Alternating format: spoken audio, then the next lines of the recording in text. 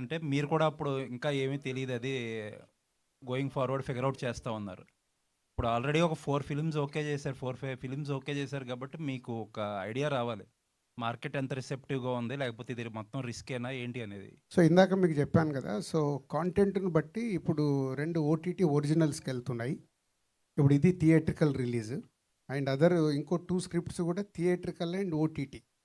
So 2 ప్రాసెస్‌లో వెళ్తున్నాం.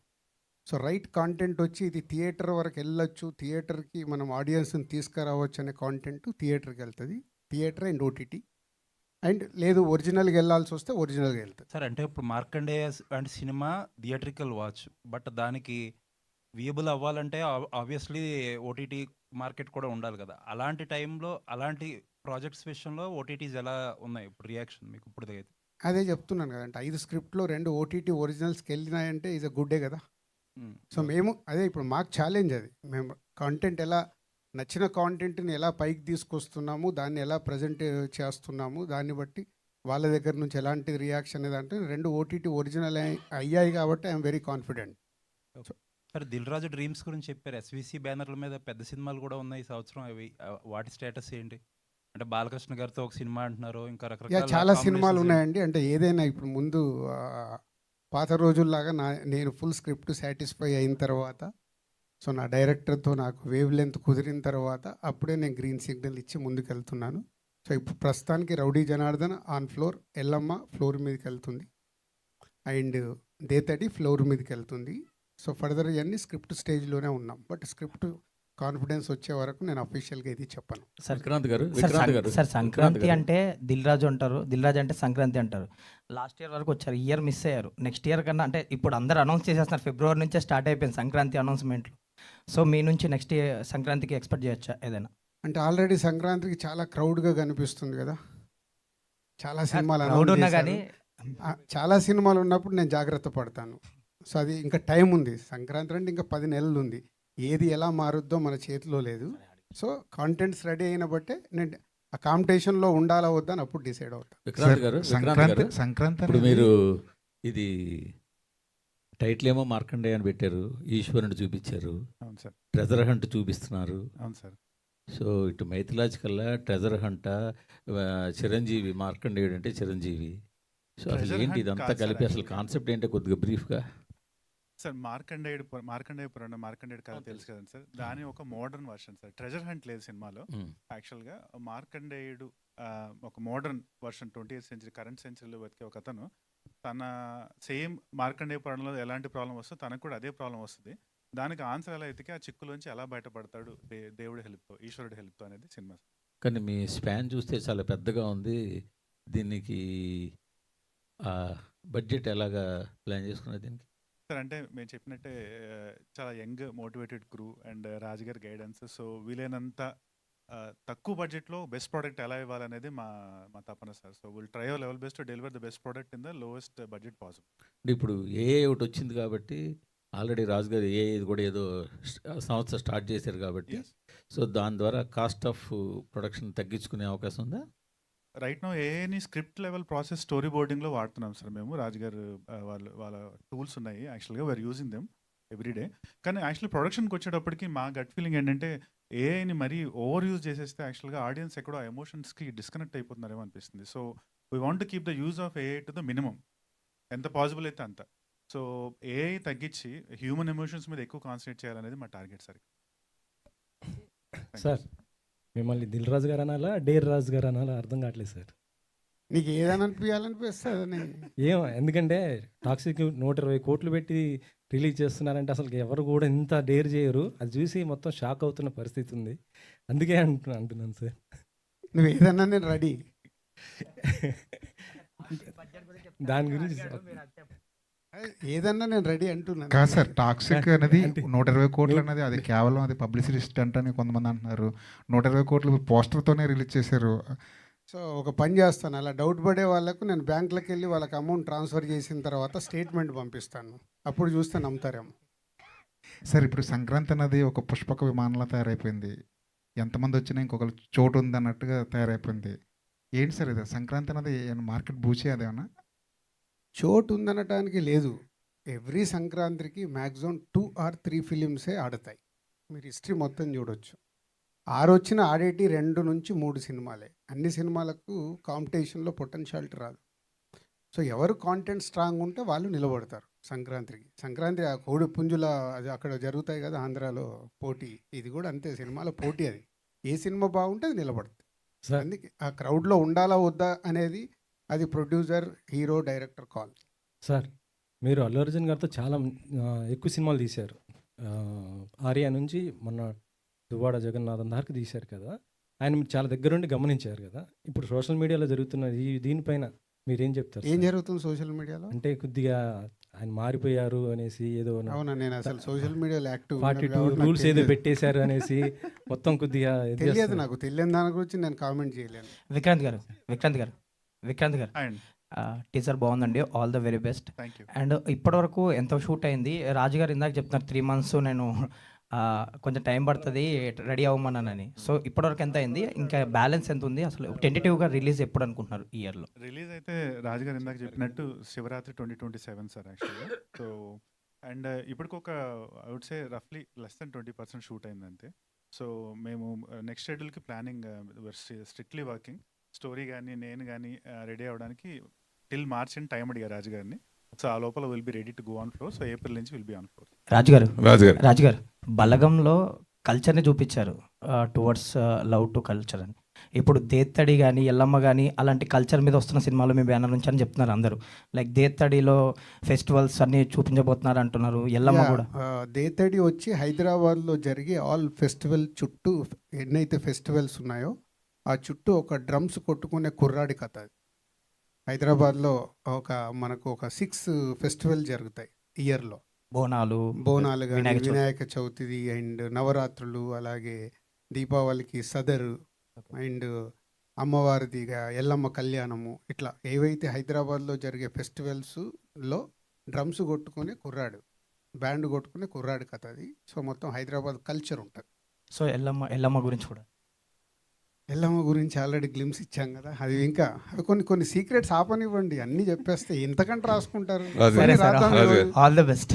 రాజుగారు మామూలుగా ఒక బ్యానర్ పెట్టాలంటే ఒక మైల్ స్టోన్ సినిమాగా ఫస్ట్ సినిమాని ఎంచుకుంటారు. ఇప్పుడు దీన్ని ఆల్రెడీ మీరు 200 కథలు విన్నారు. ఆల్రెడీ ఈ ప్రాసెస్లో దిల్ రాజు డ్రీమ్స్లో మొట్టమొదటి సినిమాగా ఇది వస్తుంది. అంతే, అంతకుముందు మీరు పెళ్లి బందరి డిస్ట్రిబ్యూషన్గా నెంబర్ 1 వచ్చింది. అలాగే దిల్ రాజు, దిల్ అనే పేరు మీరు ఇంటి పేరుగా మార్చుకుని దిల్ సినిమా. సో ఈ సినిమాని పర్టికులర్గా మీరు ఓకే చేయడానికి ఫస్ట్ సినిమాగా ఈరోజు మీరు గిల్స్ రిలీజ్ చేయడానికి కారణం ఏంటి? దిల్ రాజు డ్రీమ్స్లో చెప్పాను కదా 5 స్క్రిప్ట్స్ ఫైనల్ అయ్యాయి. బట్ ఈ సినిమా ముందు వేరే మూవీస్ రిలీజ్ అవుతాయి, ఎందుకంటే ఫాస్ట్గా అవుతాయి. దీంట్లో విఎఫ్ఎక్స్ ఉంది. ఇది 27 శివరాత్రికి వస్తుంది. సో ముందు వెనక అని కాదు, దిల్ రాజు డ్రీమ్స్ నుంచి రైట్ కాంటెంట్ ఇలా కొత్త వాళ్ళకి ఆ ప్లాట్ఫామ్ని ఇస్తూ రైట్ కాంటెంట్ వాళ్ళలో ఉన్న టాలెంట్ని బయటికి తీసుకురావడమే Dil Raju dreams work. Success failure గురించి నేను అక్కడ పట్టించుకోవట్లా, ఎందుకంటే అక్కడ ఫైనాన్షియల్ స్ట్రెస్ లేదు. రైట్ కాంటెంట్ని, అంటే ఇప్పుడు మలయాళం సినిమాల గురించి మనం అద్భుతంగా మాట్లాడుకుంటాం, తక్కువ బడ్జెట్లో తీస్తారు, అద్భుతంగా ఇస్తారు. ఇందాక విక్రాంత్ అన్నాడు ఇది రైట్ బడ్జెట్లో చేస్తున్నామని. ముందు ఆ వర్క్ చేయిస్తున్నాను. నువ్వు ఇప్పుడు ఈ సినిమాని 100 కోట్లు పెట్టి తీయడం వల్ల నీకు డబ్బు తిరిగి రాదు.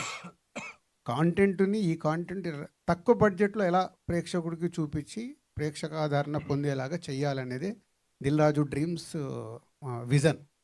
ఇండస్ట్రీలో సక్సెస్ ఫెయిల్యూర్ అనేది మనం ఇప్పుడు చెప్పలేం. రామానాయుడు గారి దగ్గర నుంచి పెద్ద పెద్ద ప్రొడ్యూసర్స్కి ఎన్ని వచ్చినాయి. అయితే దిల్ రాజు గారు ఎందుకు స్లో అయ్యారు అంటే ప్రొడక్షన్ వైజ్గా కానీ ఎక్కడ స్లో అయ్యాను?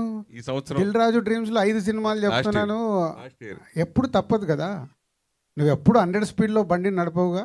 రోడ్డు క్లీన్గా ఉందనుకో 100 స్పీడ్లో వెళ్తాం, గుంతలు వచ్చాయనుకో 20 స్పీడ్లో వెళ్తాం.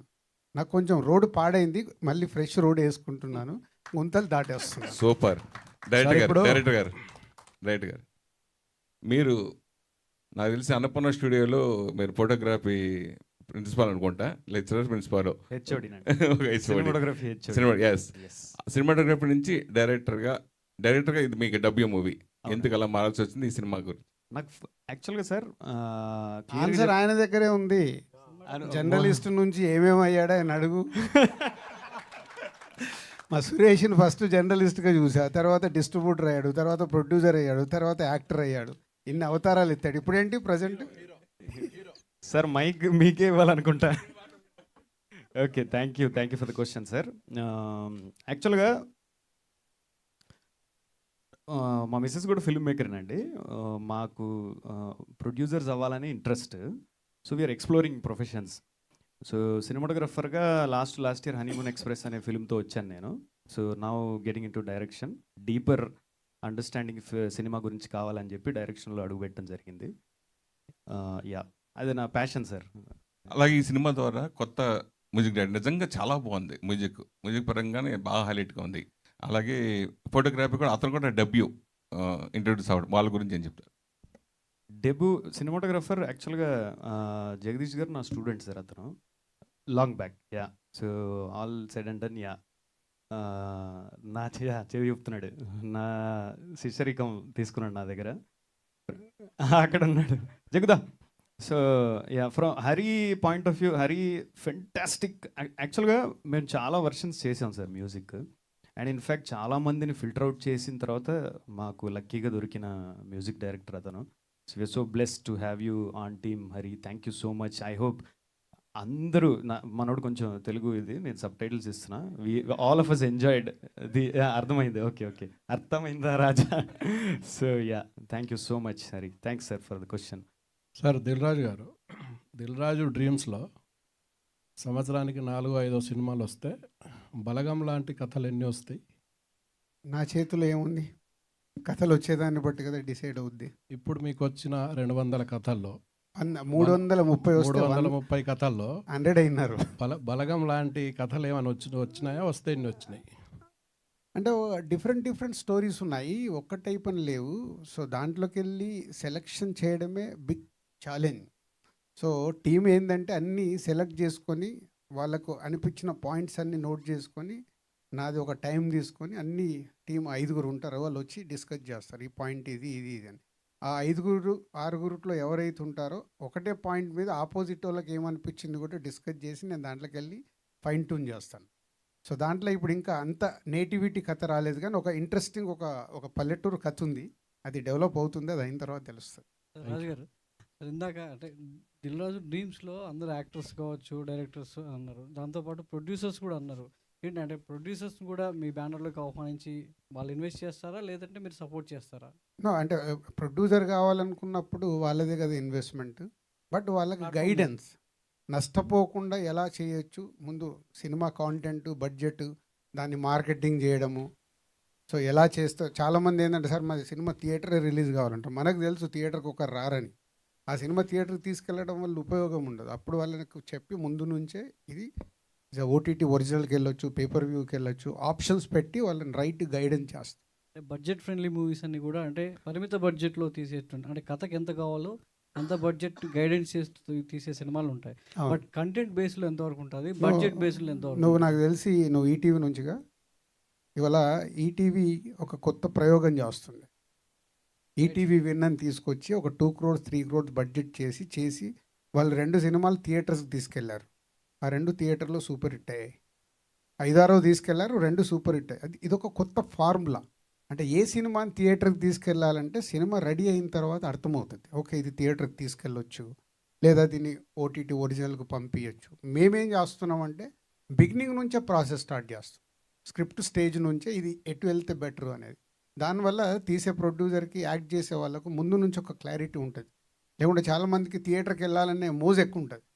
మాది అదే కాదు, నువ్వు ఎక్కడ సినిమా అయినా జనాలు చూడాలి, ఎక్కడ చూస్తారు. చిన్న సినిమా, లో బడ్జెట్ సినిమాలు థియేటర్కి వచ్చి చూసే రోజులు, ఒక వెరీ గుడ్ కాంటెంట్ ఉంటే చూసారు. ఇప్పుడు ఈటీవీ విన్యే 2 సినిమాలు చెప్పినట్టు థియేటర్కి వెళ్ళాల్సిన కాంటెంట్ సపరేటు, ఓటీటీకి వెళ్ళాల్సిన కాంటెంట్ సపరేటు, స్ప్లిట్ చేస్తుంది. స్క్రిప్ట్ వైజ్గా స్క్రిప్ట్ వర్క్ చూసినట్లయితే ఈ సినిమా బాగుంటుంది, థియేటర్కల్గా ఓటీటీ అనేది ఒక వరకు డిసైడ్ అవుతుంది. యాజ్ ఏ స్క్రీన్ మీదకి వచ్చిన తర్వాత ఫస్ట్ కాపీ రెడీ అయిన తర్వాత ఎలా డిసైడ్ చేస్తారు? అంటే ఓటీటీ వైపు వెళ్తుంది అప్పుడే కావాలి కదా దిల్ రాజు. అదే అందుకే ఆ అనుభవాన్ని చూసినప్పుడు లేదు, దీన్ని మనం రైట్గా ప్రమోట్ చేస్తే థియేటర్కి వెళ్ళిన ప్రేక్షకులు వస్తారు.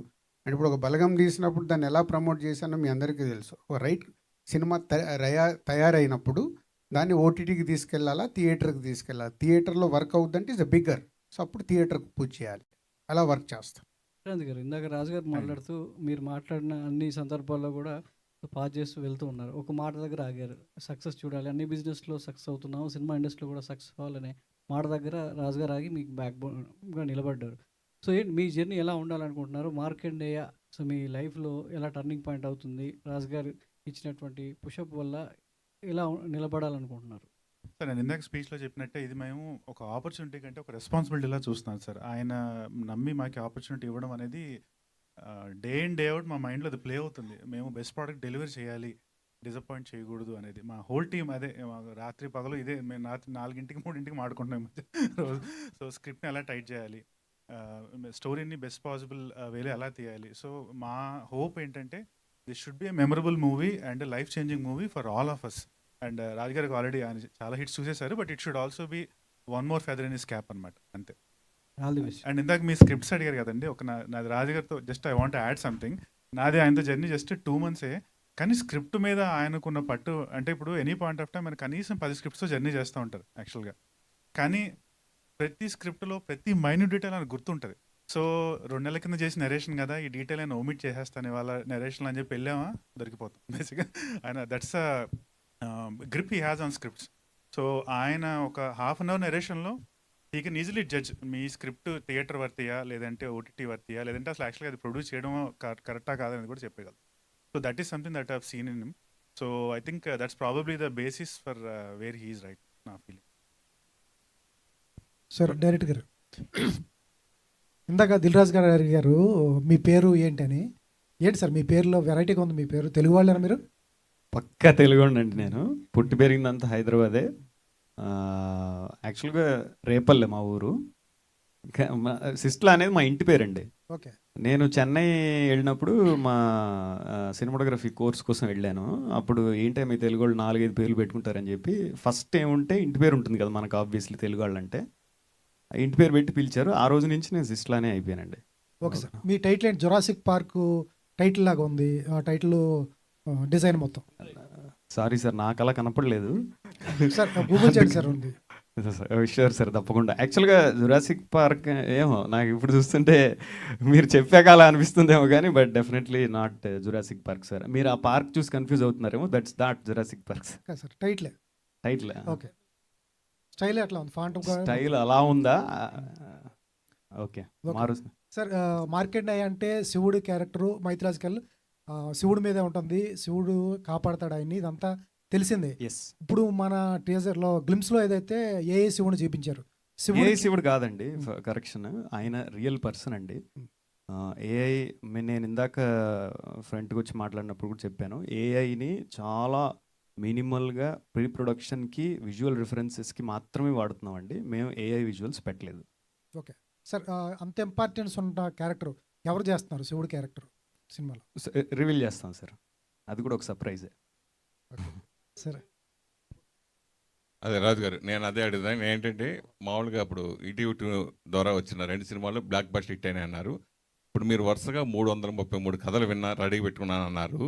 ఇంత పెట్టుకున్నప్పుడు అంటే ఇది ఫర్దర్గా మీ దిల్ రాజు డ్రీమ్స్ నుంచి వచ్చే సినిమాలు ఏ ఓటీటీకి వస్తాయి? నెంబర్ 1, ఏమన్నా ఓటీటీతో టైప్ అయ్యారా? లేదా భవిష్యత్తులో దిల్ రాజు టీమ్ ఓటీటీ అనేది వస్తుందా? దిల్ రాజు డ్రీమ్స్లో వచ్చే కాంటెంట్కి రిస్ట్రిక్షన్ లేదు. సో ఓటీటీ ప్లాట్ఫామ్ పెట్టాలని కాదు, ఎనీ ఓటీటీ ప్లాట్ఫామ్కి వెళ్ళిపోద్ది. ఇక్కడ కాంటెంట్ ఎవరికి అందరికీ పంపించినప్పుడు ఎవరు దాన్ని అప్రూవల్ చేస్తే వాళ్ళకి వెళ్తాం. పాయింట్ 1.